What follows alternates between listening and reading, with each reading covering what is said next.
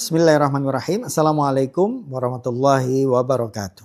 Sahabat yang dirahmati oleh Allah Subhanahu wa taala, dulu orang berpuasa itu diuji dengan panasnya padang pasir, dengan beratnya pekerjaan fisik. Hari ini kita diuji dengan sesuatu yang jauh lebih sunyi, tapi lebih halus, distraksi digital.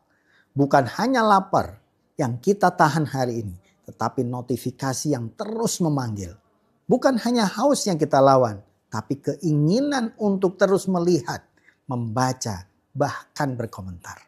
Kadang kita merasa puasa kita baik-baik saja. Makan tidak, minum pun tidak. Tapi tanpa sadar hati lelah oleh scroll, mata lelah oleh tontonan, dan pahala perlahan terkikis oleh kata-kata yang tidak perlu. Karena itu, mari kita renungkan kembali. Apakah puasa kita hanya menahan perut saja atau benar-benar menjaga seluruh diri kita?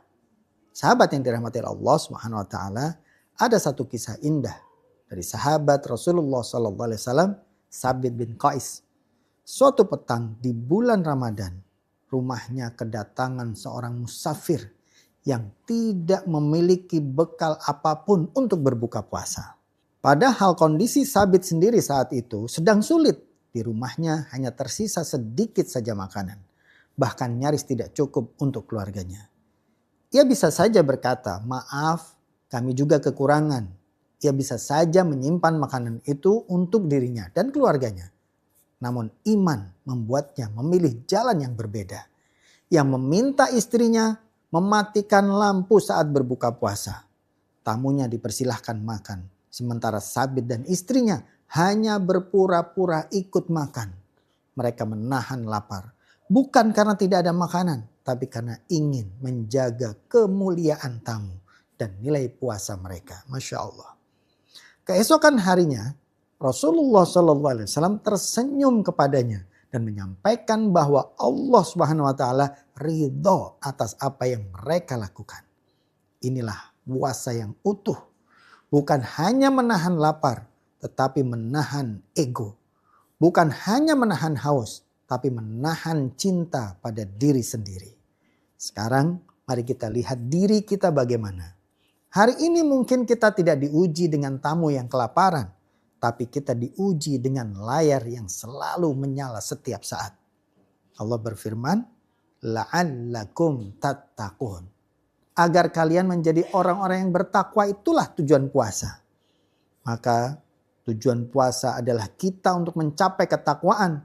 Kalau mata kita bebas melihat yang tidak pantas, kalau jempol kita sibuk menulis yang menyakitkan, kalau waktu kita habiskan untuk tontonan tanpa makna, maka puasa tinggal bentuk, bukan lagi ruh. Rasulullah SAW mengingatkan bahwa siapa yang tidak meninggalkan perkataan dusta dan perbuatan yang sia-sia, Allah tidak butuh ia meninggalkan makan dan minumnya. Hari ini dusta bisa berupa hoax yang kita sebarkan.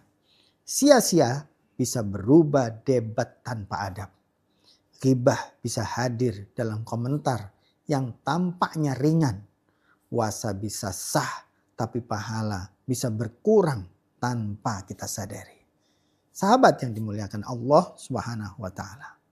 Puasa yang sempurna adalah puasa yang menyeluruh. Perutnya ikut berpuasa, matanya ikut berpuasa, bahkan lisannya pun ikut berpuasa.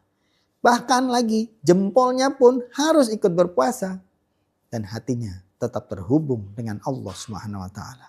Allah berfirman, ma yalfidhu min qaulin illa ladaihi raqibun atid.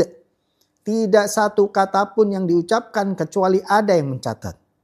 Kalau ucapan dicatat, maka tulisan dan komentar pun tidak luput dari catatan. Ramadan hanya sebentar.